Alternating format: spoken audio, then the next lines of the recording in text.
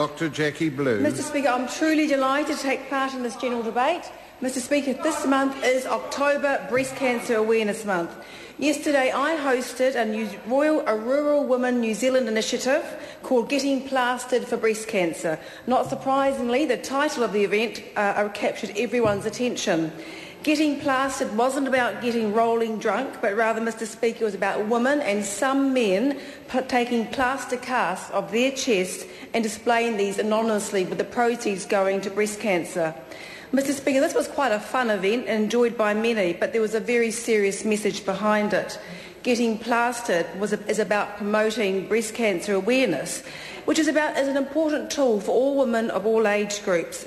It's important that women do understand the normal breast changes, and particularly in changes in their breasts that persist.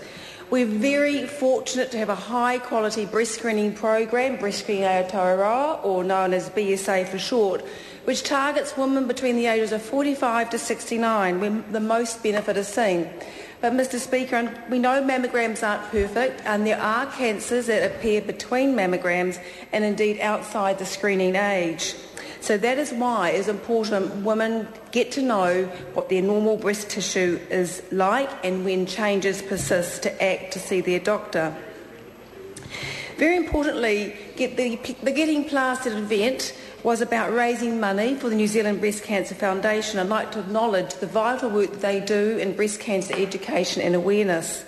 The fact is, this country needs a vibrant and charitable and voluntary sector, and without it, quite frankly, many of our support and social services would be next to impossible. So my congratulations go to them for the work that they do. Mr. Speaker, breast cancer is the most common cancer for New Zealand women and one of the leading causes of cancer-related death.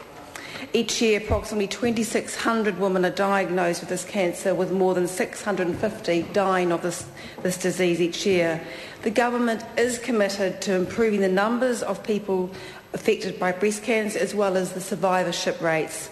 Mr. Speaker, it is pleasing to know that the proportion of New Zealand women is accessing the BSA or breast screening program continues to increase.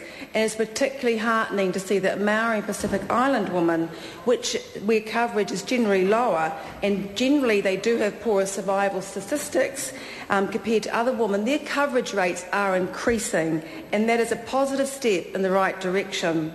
There's also been good progress in the area of breast reconstruction. For many women who have a mastectomy and choose to have their breast reconstructed, it is definitely not a cosmetic procedure. It is a vital part of their treatment and their healing. In 2006, Hutt Valley DHB decided they were unable to offer delayed breast reconstruction to women of the Central and Nelson Marlborough regions due to resource constraints. In April this year, the government announced in the budget that $8 million over 4 years will go to the Hutt Valley DHB to deal with the backlog of women from the Central and Nelson Marlborough regions. This will allow 100 women to get secondary breast reconstructions this year, and that is tremendous news for those women. Absolutely. The government has sent a clear message also that reducing cancer treatment waiting times is one of our top priorities. This is reflected by the fact that radiation oncology times are now covered by one of the government's health targets, the 6 key health targets. Mr. Speaker, under the national government, not one woman has had to be sent to Australia for radiation treatment, and that is just fantastic. Fantastic, not one woman. DHBs are now aiming that every person needing radiation treatment needs to receive it within 4 weeks, and that will be a target by December this year.